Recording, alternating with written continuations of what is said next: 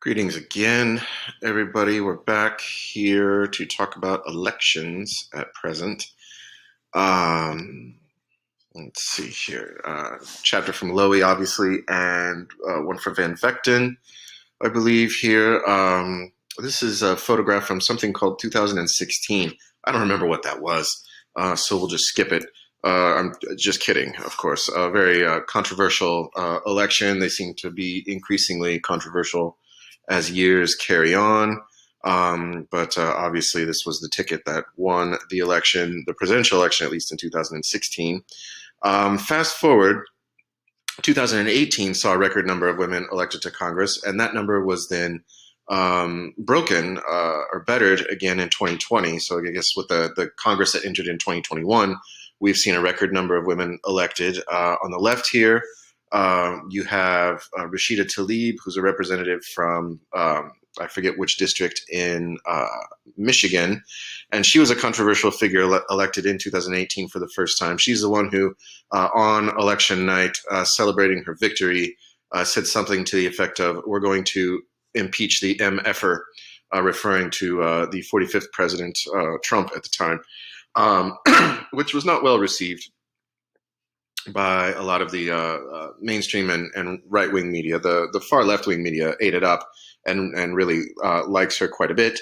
To the right here, you see Marjorie Taylor Greene, who was elected in November of 2020 from Georgia.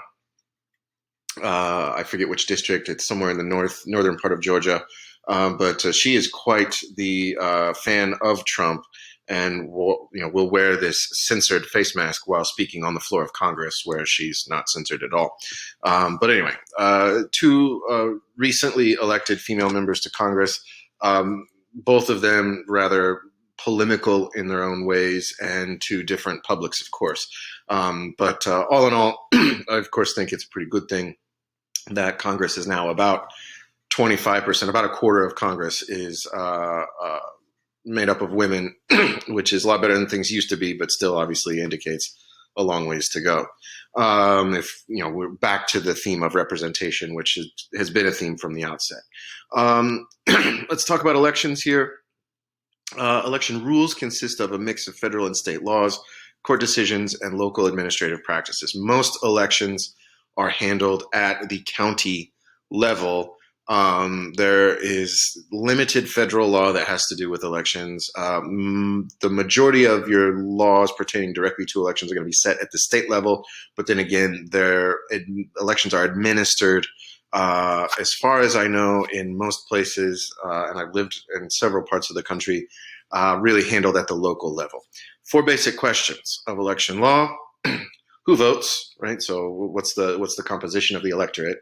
Access and form. How do we vote? Electoral districts. Where do we vote? And then criteria for victory. What does it take to win? These are questions that we'll keep in the back of our mind as we go through the slides. I think I've got about 50 of them, but there's a lot of data and maps and such, so I'm hoping to go at a pretty good clip.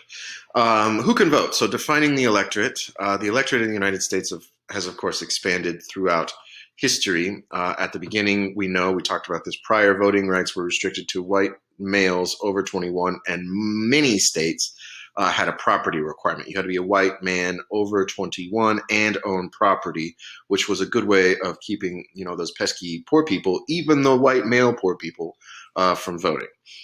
Today, all citizens over 18 are allowed to vote. Of course, practicalities and practice are still very much in question. Following the 2020 elections, many states have presented legislation at the state level to revamp access to the ballot. We'll see over time how that plays out.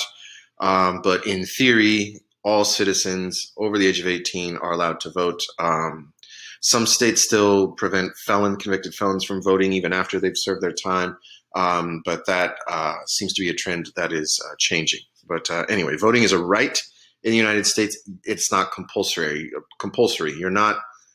You don't have to vote by law. In some democracies, this is the case. I know in Turkey, as I lived there for a while, several years ago, if you do not vote because when you vote, I think you get, or at least it's indicated on your ID card or something, you're given a form. But in Turkey, if you do not vote after an election and you want something from the state, you might be hindered in getting that if you didn't vote. So you can be denied certain access to the state if you did not vote. So luckily, that's not the case in the United States. I wish we would all vote, but I am in the camp of not disallowing people access to public services if they don't vote. I think that's a bit of a stretch. We should be free to decide not to vote, but I still think we all should. Anyway, here you see visually the expansion of the electorate in the United States as it's expanded over time. The percent of population that voted in a given election is in blue. The percentage of eligible voters is in green. So the green would be the difference between the people who can vote and didn't. But you can see this expansion over time. And the last time it ticked up was in 1971, thanks to, I believe it was the 26th Amendment to the Constitution that lowered the voting age from 21 to 18. And that had everything to do with the Vietnam War, right? Because you could get drafted at 18, you could be forced to ship off to Vietnam and die for your country, but you couldn't vote, right? So that luckily changed in 1971. But you can see a steady expansion of the electorate, which in the 21st century, we have seen arguably attempts to decrease voter turnout. A lot of states and some localities within certain states have moved to try to increase the hurdles to access the ballot, particularly in the form of voter ID laws, making voters present a valid ID in order to vote. Should that be the case? Should this be a requirement to vote? There really isn't a correct answer here. You could make a pretty strong case either way. The case in favor of voter identification would be to make sure that everyone who's voting is allowed to do so. I understand that. That makes sense. But the case that this shouldn't necessarily be the case would be, say, if you're a 90-year-old African-American woman in North Carolina who was born, say, in a farmhouse, you don't have a birth certificate, you don't have a passport, you might not have ever had a driver's license, but you've been voting in every election since, the 1960s, and you have a registration card to prove that, you haven't moved. Why should you be disallowed to vote because you don't have documents that many people your age don't, right? And the fact that you have to pay for a driver's license, you'd have to pay to have your birth certificate reissued if you don't have it. If you never had one to begin with, you have to pay for a passport. These are collective hurdles to access the ballot, right? So, I understand both sides of the argument. I'll leave my thoughts to myself. But anyway, something to think about. It is a political issue this day and age. We see turnout in presidential elections has ebbed and flowed over time. In the late 1800s, upwards of 80%. But remember, that's 80% of eligible voters at that time was not everyone, right? But this day and age, if we're over 50%, we're doing pretty good. 2008 was a pretty solid turnout year when Obama first ran. That was bettered in 2020 as a percentage of the electorate. So maybe that's a consequence of who was running in both cases, but I really wish the trend would continue on up. I really don't care how you vote, but I just wish more of us would actually vote. However, again, there are hurdles to doing so. Voter registration is one of them. Many states, and it varies from state to state, again, because it's state law that dictates this, but voter registration can be a real impediment to voting. I recently moved to Texas. I handed in my old driver's license, and when I got the new one for Texas, and I was able to register to vote then and there at the DMV, which I thought was great and surprisingly easy for Texas. Texas is one of these states that has made it increasingly difficult to vote outside of election day for whatever reason. But anyway, some states allow you to register on the day of an election. Some states require you to register weeks ahead of time. It just depends. It's really on the individual voter to learn what they need to do wherever they live. More obstacles to voting here. Again, registration being one of them. This allows for communication with voters, which is maybe a good thing. But some people simply don't vote on election day because they're not registered to vote. They don't know that they have to register. Not everybody knows this. Not everybody's a political science professor. Not everybody's in college learning about this stuff. But registration really is arguably an impediment to voting. In other countries, you're registered by virtue of existing. There's really no reason why we couldn't associate a social security number with electoral registration, but that's probably a consequence of federalism. Your social security number is issued by the federal government, while elections are handled at the state and local levels, right? Anyway, turnout differences, voting highest often in presidential elections. For example, we were up to 58% in 2008, again, when Obama was first elected, often lower in midterm and off-year and special elections, around 40% in any given part of the country. That's not very good. And access to convenience voting is a factor. Convenience voting would be voting early, voting by mail. When I was registered and was for most of my adult life, since I lived abroad for a lot of it, in Kansas City, Kansas, I was able to vote by email. It was really great. It's not that I would just open an email and click who I wanted to vote for. It wasn't that simple. I had to fill out paperwork ahead of time, provide my passport, provide my foreign address, my foreign ID. And then I would get an email with an affidavit that I had to sign and acknowledge that my vote was not completely secret. And then I would get a ballot via email. I'd print that out, fill that out, scan it, and send it back. It wasn't that convenient in the grand scheme of things, but it really was, considering I didn't have to fly back to Kansas City to vote when I was living in Turkey or Portugal or Spain or where have you over my voting life. But the hyperlink here to convenience voting, I think this takes you to either John Oliver or Hassan Minhaj discussing convenience voting, both informative and worth a laugh. So have a look at that if you like. Here's this in brief thing. I've talked about all of this, so this is just here for your convenience as we're talking about convenience voting. How Americans vote, ballot access and form. We use a secret ballot, which I guess, I'm not a historian of elections, but apparently this came from Australia, this notion of a secret ballot, and one that gave the names of all the candidates for any given office on the same ballot. It's pretty different voting in parliamentary systems, as is the case in most of Europe. And Australia does have a parliament, and it thus is a parliamentary system, but it's a bit different than how things work in Europe. I'm not going to ask you about this on the exam, so don't sweat it. It's a good trivia question, though. If anybody asks you, where does the voting ballot system come from in the United States? Australia. But this is why, and what we mean by candidates for any given office, you can go to vote in a presidential election year, and you're voting for federal offices like the president and a senator and a representative. And then you're also voting for state and local elections on the same ballot.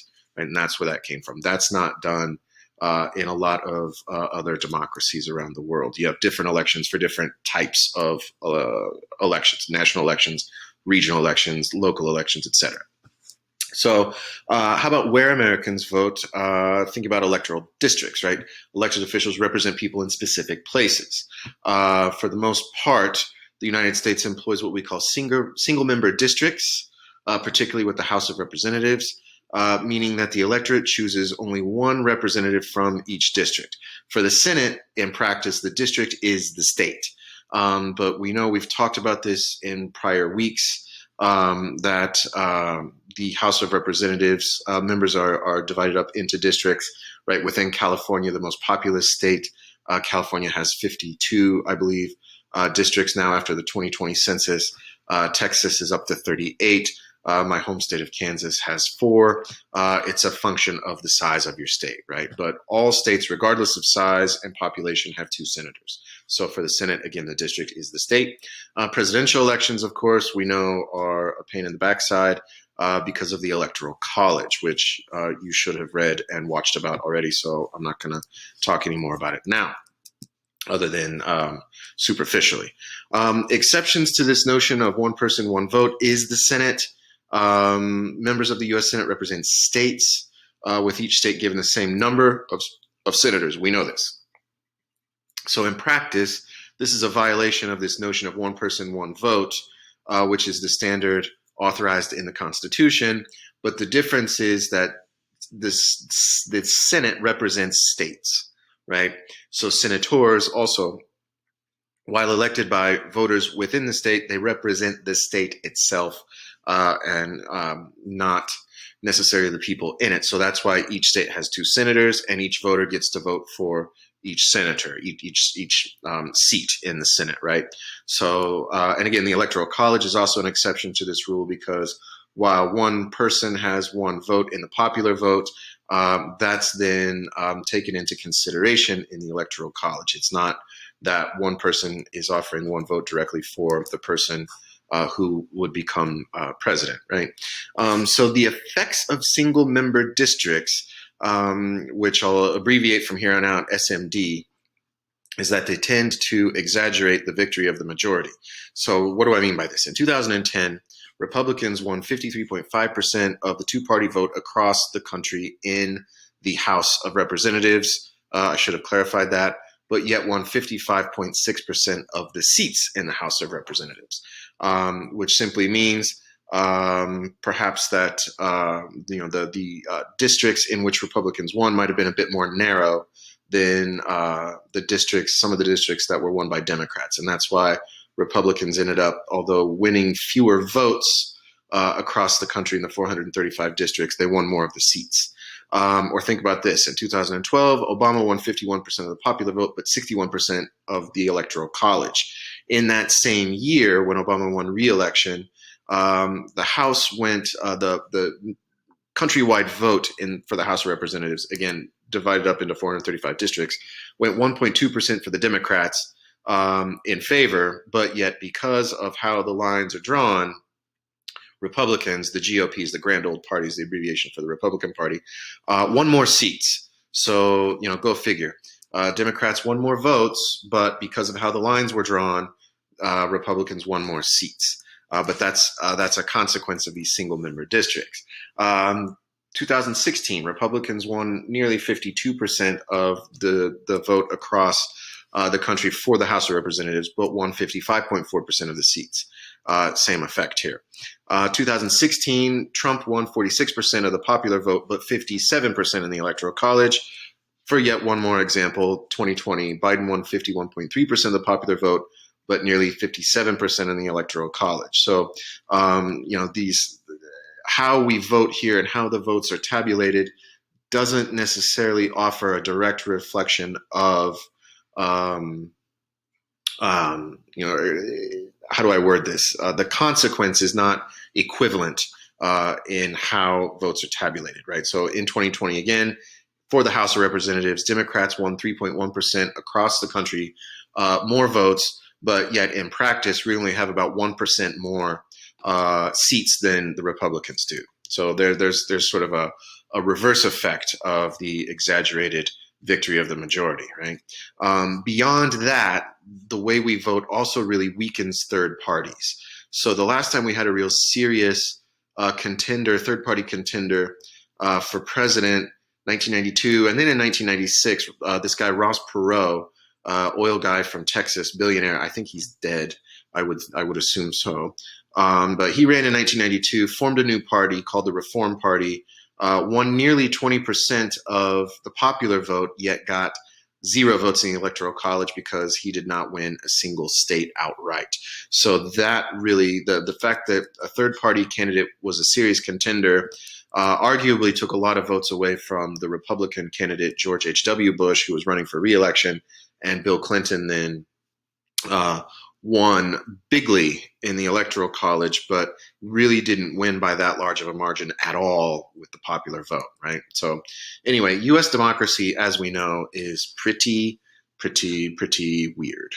Redistricting is another reason why. Because of the one person, one vote standard in the House in particular, legislative districts are not static. And what we mean by not static is it means that they change, right? Something that is static is unchanging. So not static means changing.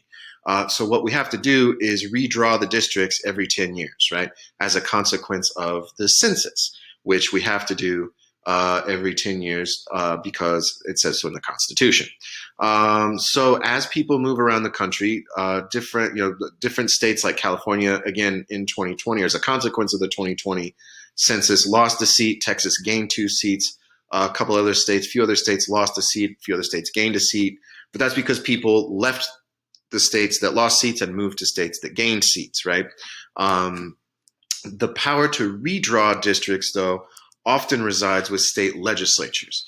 That's not a hard and fast rule. That's not the case in California. California has a nonpartisan electoral commission that redraws the districts. Other states, I think Iowa does this too. But like in my new state of Texas, the district lines are drawn by the state legislature, which is firmly in the hands of Republicans. That's important because, of course, how the lines are drawn for a given district is really, in a way, for politicians to choose who votes for them and not the other way around, right? I mean, in a democracy, the people vote for the politician, but redistricting is a way for politicians to choose their electorate, right? Because in effect, district boundaries can be manipulated to give one party or another an advantage in the upcoming election.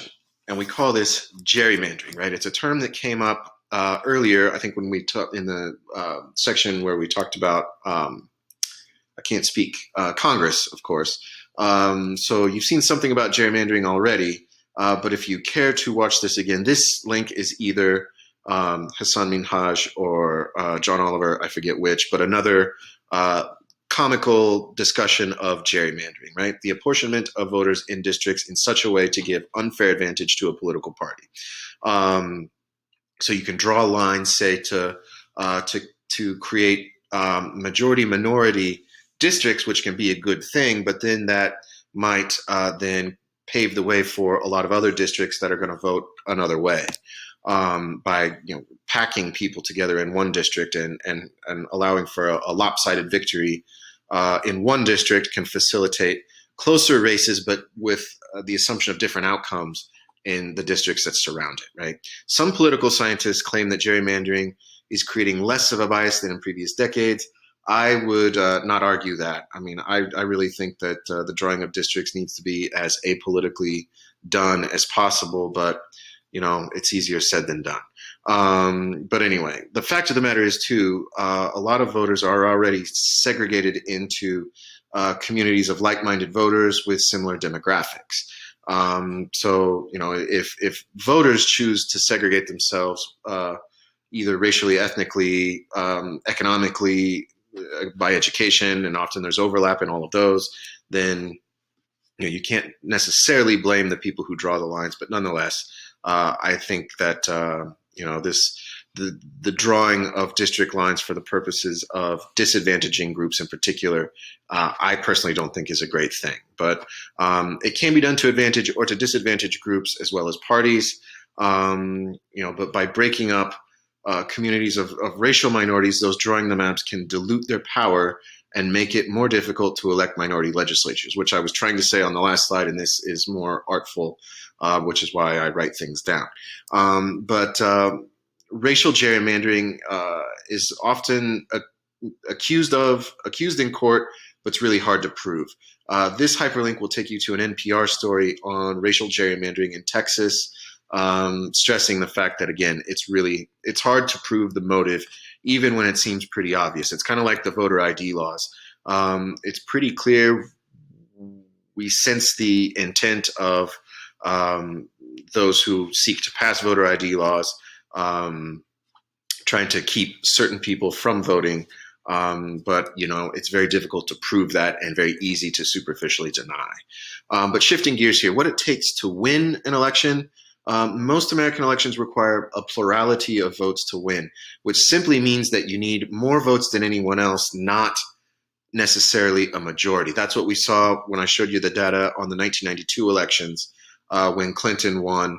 He barely had 40% of the popular vote, but won a landslide in the Electoral College, right? That's a consequence of plurality voting, right? So you don't need a majority of votes, you just need the most votes. And the main alternative to the plurality rule is proportional representation, but this is not consistent with single member districts. I'm not going to ask you about this later on.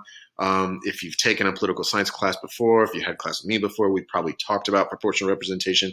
This is usually what's done in a parliamentary system where a nationwide vote is taken and say, it's usually multi-party systems as well. Party A gets 36% of the vote, and that party will probably have about 36%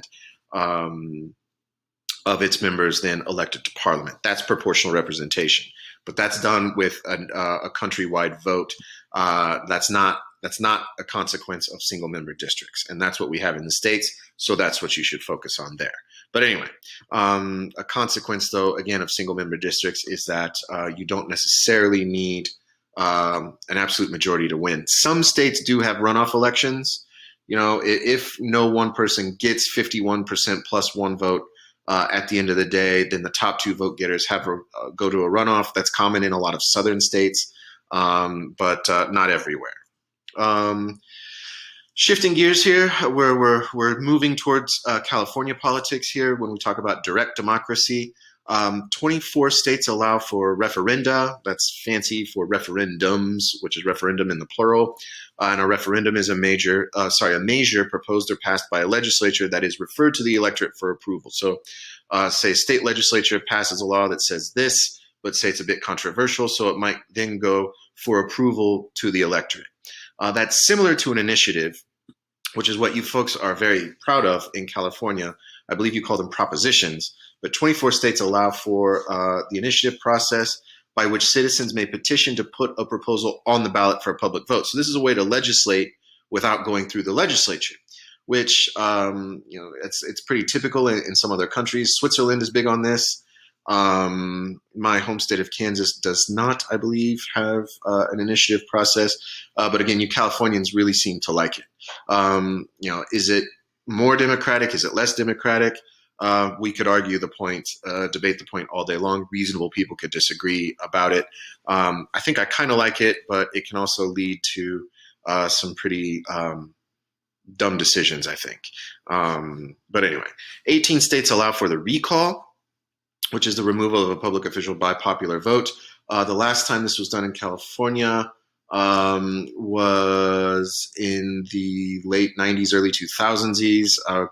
Governor Gray Davis was recalled early 2000s, and that's when you then got the governor, Arnold Schwarzenegger, became governor, and I believe as of 2021, there's been much talk of whether or not Gavin Newsom might be subject to a recall vote. It's kind of like a way to vote for a do-over, I guess, in practice. Different than, it's a more direct mechanism than, say, an impeachment process, which we saw happen twice during the Trump administration. And that can be really hairy. And maybe it's better that it's more complicated to remove an elected president, or maybe it's better that the people should be allowed to vote and recall an elected official. It's different ways to do democracy, we'll put it that way. I don't necessarily, I could be convinced, I would entertain an argument either way, and I could offer a counter argument either way. It's just, again, different ways of doing democracy. But for some strange reason, this notion of the initiative seems to very much be a west of the Mississippi thing, right? We find what's called indirect initiatives in other states, Michigan, Ohio, Maine, but really on the whole, direct initiatives where the people can gather up signatures and get things on the ballot without having anything to do with the legislature, again, is very much a Western thing, and you Californians seem to like it quite a bit. But it's a consequence of California's hybrid political system, right? Which is a term I believe was thrown out earlier in the semester, as I recall. But what we mean by this is a representative democracy combined with a direct democracy, right? That's what we mean by hybrid democracy, right? A hybrid is a mix of two things, right? So elected representatives in the legislature and elected officials in the executive branch make laws, but citizens can also, in effect, make laws at the ballot box, right? They can propose and vote on initiatives. And in California, this can happen at the state and county and city levels, right? Which is arguably a pretty good thing. I mean, if you're into the cannabis, this photograph you can see is a bit dated. I believe this was from an earlier edition of the Lowy book, but the photo, if I'm not mistaken, comes from 2010. This whole notion of legalized cannabis consumption has been on the California radar for quite some time. It failed. The Control and Tax Cannabis initiative failed in 2010. But if I remember right, by 2012, 14, you had the proposition go ahead. It was approved for medical marijuana. Then you had to get the card thing. I got laughed at when I moved to California from Portugal in 2016 because I didn't know, what was it, 215? Was that it? I don't know. Somebody mentioned it in class and I didn't know and I got laughed at. But anyway, fast forward to 2016, you had recreational cannabis use on the ballot, and that passed, and that's where we're at.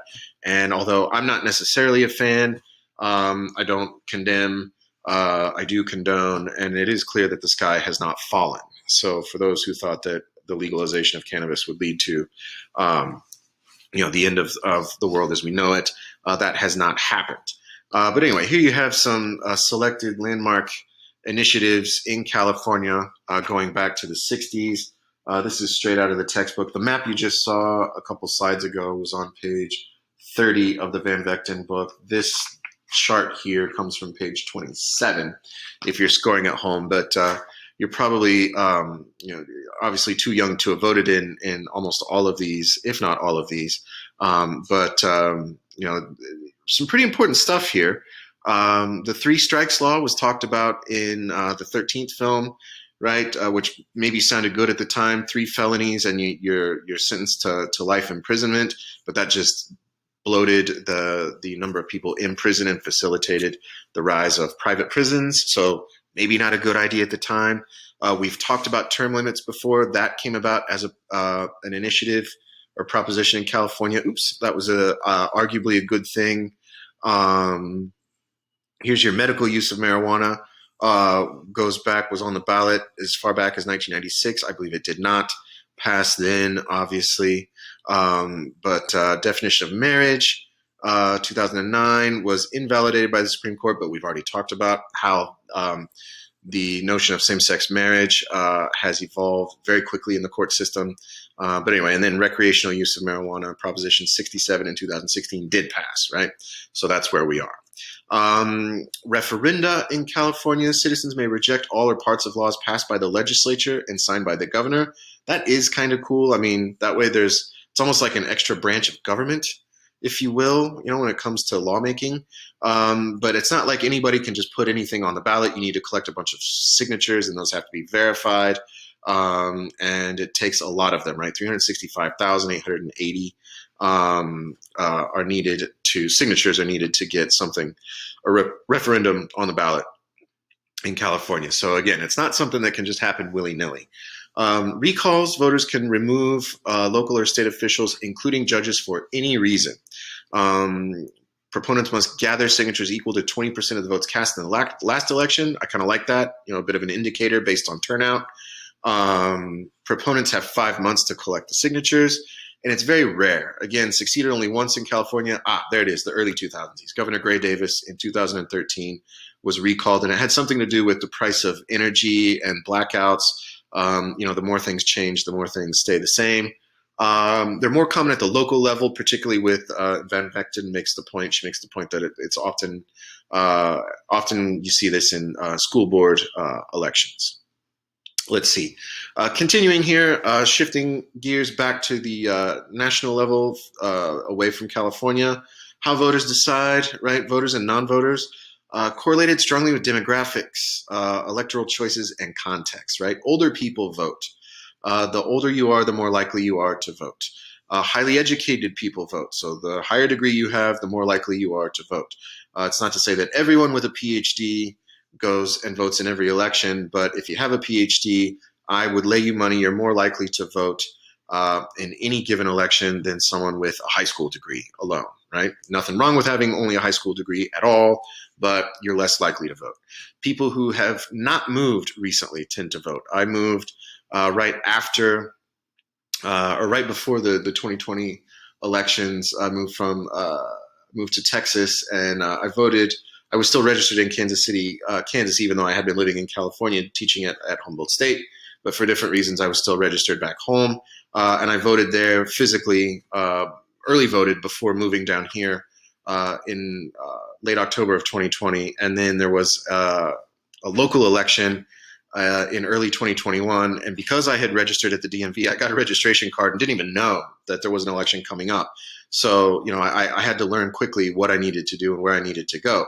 But not everybody does that. It's another, indirect hurdle to voting, right? When you move, you've got enough things to worry about, especially when you go to a new state, new place, to figure out how to vote. People vote when they're interested in the issues. I think that's one of the reasons, too, why we saw bigger turnouts in 2020 than maybe expected. Had a lot to do with who was voting and what issues were on the front burner for voters, right? Weakening registration requirements would increase voting, back to an earlier point that I made in the slides, right? If voting were more convenient, we would do it more often. I'm going to try to pick up the pace here a bit. I'm going on longer than planned.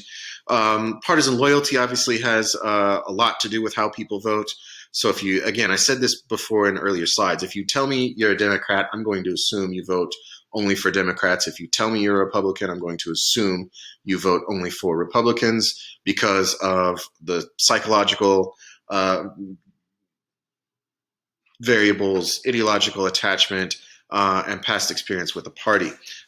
People can change parties. People can change from, I was once a registered Republican, then became a registered independent. And then in order to vote in primaries, I changed my registration to a Democrat. But I've been all three over the years, and I don't really strongly identify with any party per se in the United States. But the majority of voters consistently vote for one party or the other, even though there are third parties. We'll talk about parties coming up soon. But by 2020, 41% of us were registered independent, right? And independents really can go either way, right? And I'll give you some data about recent elections and independents here right now. I knew these were coming up. I didn't know they were right now. But let's look at party identification in the 2016 presidential election. So 89% of registered Democrats voted for Clinton in 2016. Only 9% voted for Trump. And those numbers were pretty similar when you looked at Republicans, right? About 90% of Republicans voted for Trump in 2016. So again, if you tell me you're registered with one party or another, I'm going to assume for this reason here that you vote pretty much exclusively for that party. You don't have to, of course, as we see, but that tends to be what happens. Independents, really, sometimes you can toss a coin. In 2016, I think because neither candidate, major party candidate was thoroughly loved, I think that's safe to say, neither Clinton nor Trump. You found independents pretty split too, 48 for Trump, 42 for Clinton, and 10 voted for other parties. Fast forward to 2020, and I think a consequence of polarization and the consequence of a polarizing president, you see fewer independents voting for others, right? You see 94% of Democrats voting for Biden, 94% of Republicans voting for Trump. Those numbers went up, right, between 2016 and 2020. Remember, 89 and 90, here you see 94, 94. So we're seeing party identification being perhaps even a stronger marker of how people vote in this third decade of the 21st century. But so let's think about how people vote, right? We can think about voting as prospective or retrospective. So prospective voting is when you base your vote on future performance. So that's like when you have a candidate, say in Trump in 2016, who had never held elective office, or Obama in 2008, who had held elective office, but not nationally. He'd only been a senator from Illinois for a couple years. You're voting for these folks hoping that they're going to do something in the future. Retrospective voting happens when, say, you decide to vote for an incumbent or vote against an incumbent. You're basing your vote on what they've done in the past. Somebody like Joe Biden, who's been in Congress since the 1800s, it's pretty easy to look at his record if you, the voter, wanted to, and decide to make your vote based on what the guy's done in the past. Right? So that's prospective or retrospective voting. Economic voting is what a lot of us do pretty frequently. Our vote is based on the current state of the economy, right? Usually a strong indicator in presidential elections. Bill Clinton, running in 1992 in the midst of a recession, his whole presidential campaign slogan was, "It's the economy, stupid." Basically saying George W. Bush, who at the time was running for re-election, hadn't done a very good job. Speaking of Clinton, candidate characteristics. Voters tend to prefer candidates more like themselves because they can presume such candidates are likely to have views close to their own. Right? This has everything to do with representation, and it might explain why, say, if you're an older, more educated white person, you're more likely to vote for older, educated white people, which is why Congress looks kind of like it does. Has a lot to do with voter turnout, right? If more people turned out, we might see greater diversity among our elected officials. Voters also value particular characteristics such as honesty and vigor now and again. In 2020, though, you had two 70-year-olds running for president.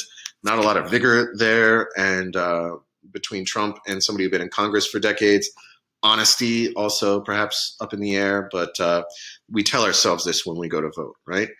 Incumbency, which is something we've talked about, can also be thought of as another characteristic, and most of the time, this is a clear advantage, right? Again, incumbency is holding the office that you're running for. You're the incumbent. When you run for re-election, you've got a lot more name recognition and exposure, and a lot more to run on for those looking to make a retrospective vote, right? So anyway, but we've talked about incumbency before. Campaign organizations. Most campaign organizations are pretty temporary, created for the purposes of running, and then they disband shortly after election day. However, many people who work on an election campaign often then end up working for the victor in unelected public office, right? They're working for the elected official on the elected official staff. Parties, however, have multiple permanent political organizations, as do many powerful interest groups. Moving on here, campaign tactics. Campaigns are longer than they've ever been, and they employ TV, radio, direct mail, internet ads, get out the vote activities, and rallies, debates, so on and so forth. In other democracies, by law, often campaigns are limited. X number of weeks, X number of months. In a lot of places I've lived, Spain, Portugal, there's no campaigning 1 day, 2 days, 3 days before an election to allow people time to reflect and think. Just different ways of doing democracy. But here, because we love our media, we love a scandal, we love nonstop breaking news. I think this is why campaigns now last forever. But anyway, it's very expensive as well, and this is why money is such an important factor in U.S. National politics. And you know that I'm not a fan of this, of money in politics, but it's a reality. Here is some cliff notes here, again, for your consideration later. Discussion question, the kind of thing we would talk about and really just flesh out, debate openly on the fly. Were we in class face-to-face? Feel free to talk about this in the discussion board. Can corporations spend money on political campaigns? The answer is, of course, yes. There are limits in theory in certain circumstances. In other cases, thanks to Supreme Court decision Citizens United back in 2010, there are no limits. There's no need for you to memorize this. I'm not going to ask you about any of these specifics on the next exam. Don't sweat it. All I want you to do is take a look at this and see that there's a lot of money slushing around federal campaigns, right? And while $2,800 might not sound like a boatload of money for any one individual to give to a candidate. That's still a lot more money than people make in a year in most of sub-Saharan Africa, right? You probably have never seen $35,000 in one place. I know I certainly haven't in cash, at least, but that's a lot of money. And then you have other ways for people, obviously pretty wealthy people, to give money with no limit. So, we consider money to be free speech, but, I don't necessarily know that that's the right thing, the right way to run a country. Um, it's not like I can amplify my vote or my physical voice, but we can amplify a financial voice, which I think then skews things to the interests of those who have more money, right? Which is pretty much the theme of the Katznelson book, as you know by now. Anyway, let's talk about some recent elections here. And I'm down to the home stretch of my slides. I'm sorry I've gone on longer than I wanted to, but hopefully you found this pretty interesting. Here's a photo from one of the two debates from 2020. I sat through the two of them. It was tough to stomach sometimes, thanks to both of these guys. But anyway, the 2020 election obviously took place amidst a pandemic, consequentially an economic recession, and then obviously prolonged protests against police brutality. There were regional shifts that we could consider throughout the country, which changed the electoral map for major parties. Arizona voted for Biden. Arizona voted for a Democrat for the first time in a long time, I think since Clinton in 1992. Georgia voted for a Democrat for the first time in a long time. Anyway, we can talk about other examples like that. What is clear is that the pandemic shifted what would otherwise have been a more secure path to re-election for President Trump. You can talk to 5 different people, get 5 different opinions. Could Trump have won the election? I think the easy answer is yes. Did the virus crisis trip him up? I think that's safe to say. But again, reasonable people can disagree with that analysis. Here is the Electoral College in 2020, again, indicating what I said on the last slide. You had a bit of a surprise in Georgia. That was won by a Democrat for the first time in a long time. Arizona, won by a Democrat for the first time in a long time. Big changes from 2016.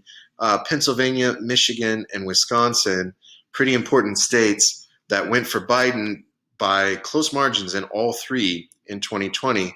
But if we look at 2016, the key to Trump's victory was in these very states, Pennsylvania, Michigan, and Wisconsin. This area comprises what we might call the Rust Belt. Used to be the industrial core of the United States, and now as the job market has shifted and less of us work in industry making things and more of us do things with our brains, a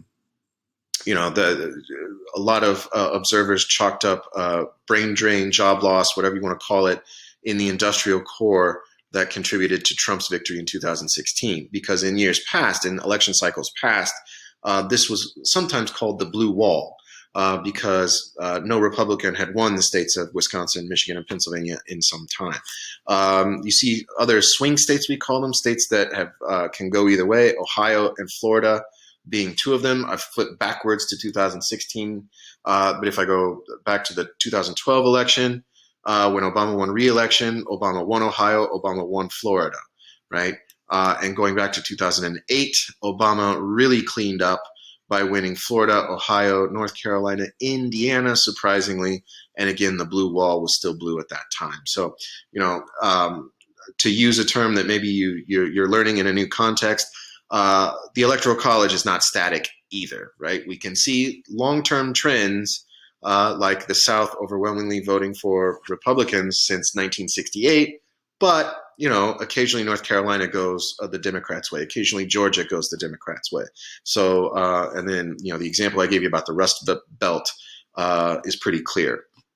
Things can change, and this has a lot to do with the fact that people can change their minds. Electors in elections often hold officials accountable. And if somebody wins an election, it doesn't necessarily mean they're going to win the next one, right? If they don't do a good job and people vote according to their retrospective analysis, they can hold officials accountable and deny them re-election. I think it's safe to say the last 4 presidential elections demonstrate this link between elections and accountability. You might remember this guy, President Bush, from 2000 to 2008 or 2001 to 2009. By 2008, the elections in November of that year, President Bush was not running for re-election. He couldn't. John McCain was the Republican nominee, and I think John McCain paid the price for Bush's economic crash in 2008. So that rewarded Obama. That would have been retrospective voting if you thought about Bush, or prospective voting if you're thinking about Obama. By 2012, Obama was rewarded and gained re-election as a consequence, arguably, of retrospective voting that time. Lack of economic process in the Rust Belt, again, the Northeast, led some of these voters to shift to Trump in 2016. I think that's safe to say, in Pennsylvania, Michigan, and Wisconsin. 2020, tough to say, right? Even though it's in the rearview mirror a bit. Was the 2020 election decided on Trump's handling of the virus? You could make a case. For other reasons, you could make cases as well. And again, if we were in class face to face, this would be something we would be discussing, or we would discuss. Feel free to bring this up in the discussion board, right? Why do you think the 2020 presidential election went the way it did? Is Joe Biden just such a great guy, such a wonderful politician that it was obvious he was going to win? I don't agree with that analysis, but you might. Who knows? Again, there are no right answers.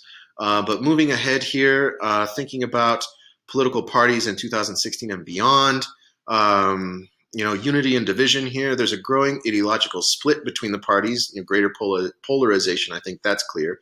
But the parties are not ideologically uniform in themselves, right? I'll refer you back to the second slide with Rashida Tlaib and Marjorie Taylor Greene.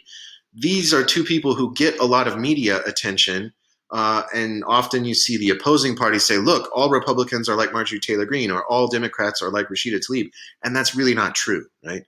There are splits between the Democratic Party that go back before the primary fight between Bernie Sanders and Hillary Clinton in 2016. But I think those are divisions that last today. Within the Republican Party, in 2016, the primary camp election was just totally wide open. And there were a lot of Republicans who didn't get on the Trump train until the very last minute. Now you do see, especially after how the Trump administration ended, lost elections, storming of the Capitol, how that was handled. You do find a lot of Republicans who are not great fans of Trump or Trumpism. But I think it's safe to say that it's still pretty much Trump's party for the time being. But looking at 2020, are the Dems united since Biden won? Not necessarily. I don't know. Another question is, what does the future hold for the GOP? Is Trump going to run in 2024? Is that a good idea? If you are a Republican, do you think that's a good idea? One of the Republican knocks on Biden in 2020 was that, he's 3 years older than Trump. He's an old man. Well, if Trump runs in 2024, he's going to be older than Biden was in 2020. Is that a good thing, right? I mean, do we want old people running the show? I don't think so. And I'm getting older. But anyway, these are just thoughts that Larson has. Thinking about the 2020 congressional elections, it looked like the Democrats were going to lose some seats in the House and the Senate. But again, I think that part of this had to do with the handling of the pandemic from the White House on down to the state level. Polling really swung toward the Democrats as we got closer to Election Day. And at the end of 2020, Democrats did lose seats in both houses, but they maintained control of the House by a slim margin and won control of the Senate as a result of 2 runoff elections in Georgia for the Senate in January of 2021. So turnout in those 2 elections was much higher than one would have expected. Not going to dwell on this here. My next two slides, House election results from 2000 to 2020. I guess worth noting, or at least just seeing the party ratio gives you an idea that we've not really seen much of a huge disparity one way or the other. Maybe the last time it was the widest separation was 2008 when Obama won election the first time, 257 Democrats to 178 Republicans. That was a bit of a shellacking. But by 2010, you saw a drastic shift in the other direction, right? And we tend to see this. Tend to see a president's party winning both houses when the president is first elected, and then every subsequent election is pretty tight. And we often see in midterm elections the president's party lose seats. But we do see a back and forth. We don't see huge majorities one way or another. Is worth noting very quickly, if you look here, the incumbency rate, right? Democrats reelected, Republicans reelected. It's a very large number we see, right? Very large number. Incumbency is pretty important. Same type of slide here talking about the Senate. I'll spend less time looking at this, but you see incumbency in the Senate is even higher than it is in the House, right? Remember, each member of the House of Representatives is up for election every seat is up for election every 2 years, every Senate seat every 6.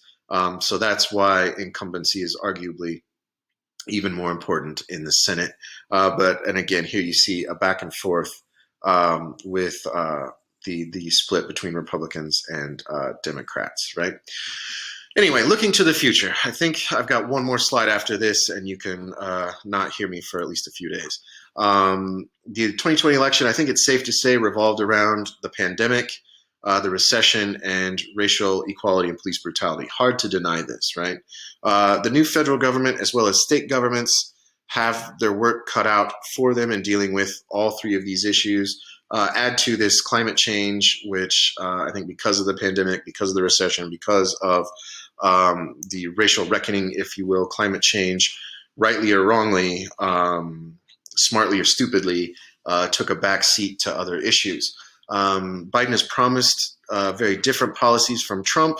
I think he's demonstrated at the very least his effort and aim in that direction.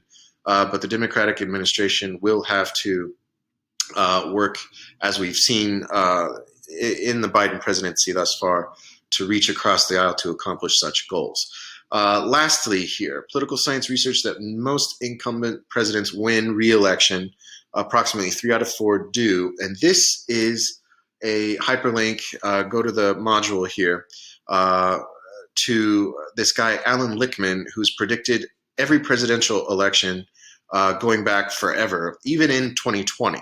What do you think of his model? He's got, I think, 7 indicators that tell you whether or not a president will be, particularly a president will be reelected. So here's a little quiz question for you. If Biden is not reelected in 2024, what do you think the cause will be, right? Maybe when you get to the discussion board, if you want to hypothesize about this, be my guest. You know, he's too old.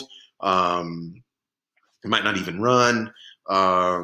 You know, could it be that instead of renominating Trump, the Republicans choose some dynamic younger person? Who knows? But I'd be interested in hearing what you have to say in writing. So anyway, that's all I've got. Again, I've probably gone on longer than I wanted to. Yeah, almost an hour. I apologize. I will try to keep it shorter in the future.